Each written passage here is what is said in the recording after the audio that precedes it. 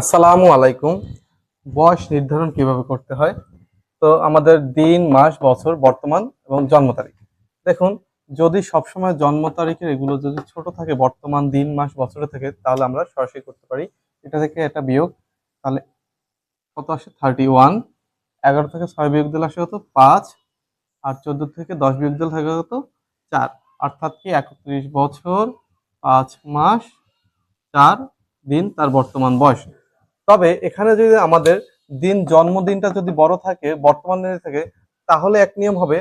আবার মাস যদি আপনার হচ্ছে যে জন্ম মাস বড় থাকে, বর্তমান মাস থেকে, তাহলে আর এক নিয়ম হবে।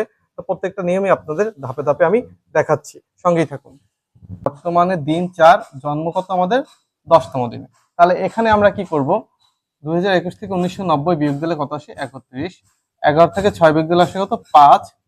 এখন দেখুন, এখানে আমরা কি করব? এখানে 5 মাস এসেছে, এখানে আমরা একটা মাস বিয়োগ দিয়ে মাস আনবো 4-এ। আর আমরা জানি কি 1 মাস সমান 30 দিন, সেই 30 দিন আমরা এখানে যোগ করব। 30 আর 4 কত? 34। 34 দিন থেকে 10 দিন বিয়োগ দিলে আসবে কত?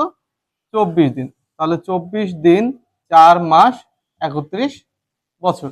আশা করি দিন হচ্ছে এখানে জন্মসালের দিন যদি বড় থাকে, বর্তমানে থাকে, তাহলে কোন উপায় করতে বুঝতে পেরেছেন। এখন আমরা মাসের উপায়টাও আপনাদের দেখাবো। বয়স কত? 16, 2 মাস, 2021 সাল। জন্ম 22/11/1990। এখন আমরা কি করবো? সেই আগের মতো 2021 থেকে 1990 বিয়োগ দিলে কত আসে? 31। কিন্তু এখন দেখুন, এখানে 2 কিন্তু ছোট 11 থেকে। তাহলে আমরা এখান থেকে একটা বছর বিয়োগ করে বছর আসবে কি? 30 বছর। আর এই যে একটা বছর বিয়োগ করে নিয়েছি, সেই একটা বছরে কত মাস হয়? 12 মাস।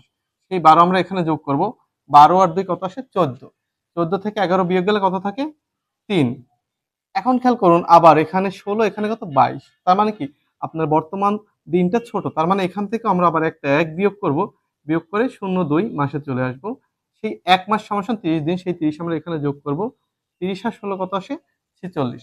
46 থেকে যদি আমরা 22 বিয়োগ দিই, তাহলে আসে কত? 24 দিন। তাহলে আমাদের উত্তর আসবে কত? 30 বছর, 2 মাস, 24 দিন।